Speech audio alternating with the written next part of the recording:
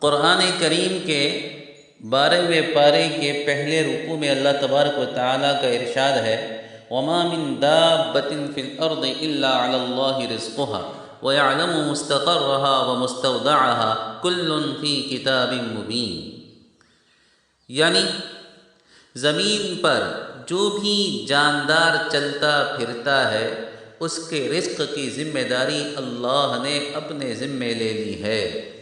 وَيَعْلَمُ مُسْتَقَرَّهَا وَمُسْتَوْدَعَهَا، اور اللہ اس کے زیادہ رہنے کی جگہ کو بھی جانتا ہے اور چند روز رہنے کی جگہ کو بھی جانتا ہے،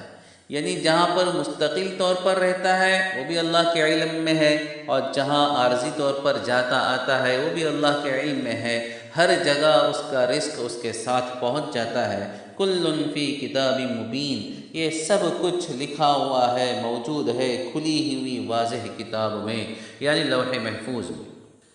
امام قرطبی جو مشہور مفسر ہیں، انہوں نے اپنی کتاب میں اس آیت کے تحت ایک قصہ نقل کیا ہے۔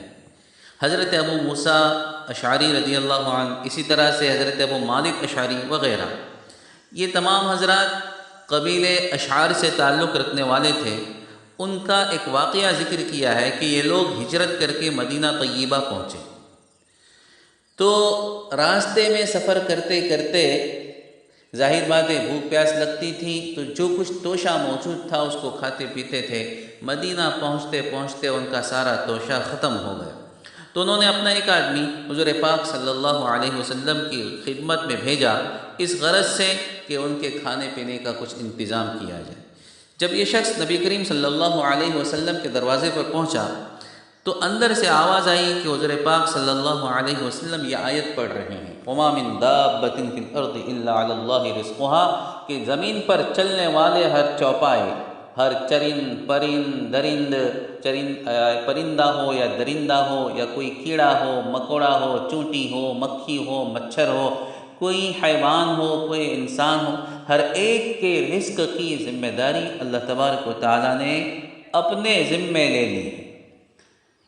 اس شخص کو یہ آیت سن کر یہ خیال پیدا ہوا کہ جب سب جانداروں کا رزق اللہ نے اپنے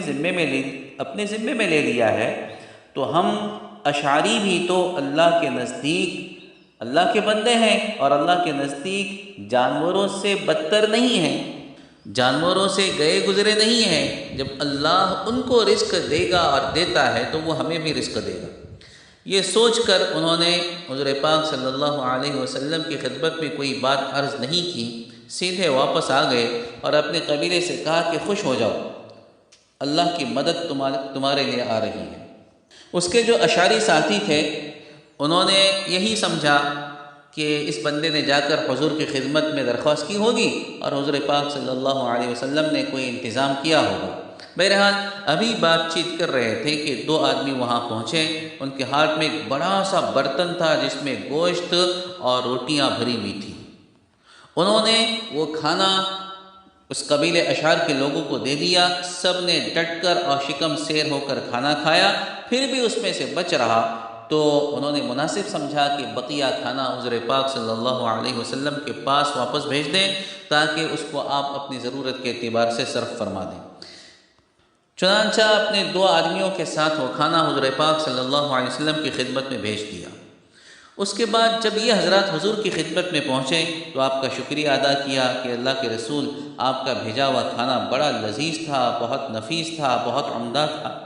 حضور نے فرمایا کہ میں نے تو کوئی کھانا نہیں بھیجا تھا۔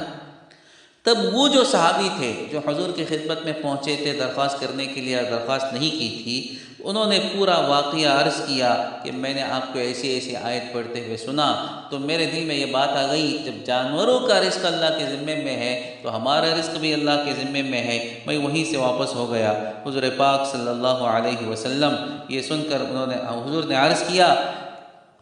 حضور پاک صلی اللہ علیہ وسلم نے فرمایا کہ یہ میں نے نہیں بلکہ اس ذات قدوس نے بھیجا ہے جس نے ہر جاندار کا رزق اپنے ذمے میں لے لیا۔ کیا فرمایا؟ حضور نے یہ واقعہ سن کر کیا فرمایا کہ یہ کھانا میں نے نہیں بھیجا تھا بلکہ اس ذات قدوس نے بھیجا جس نے ہر جاندار کا رزق اپنے ذمے لے لیا ہے۔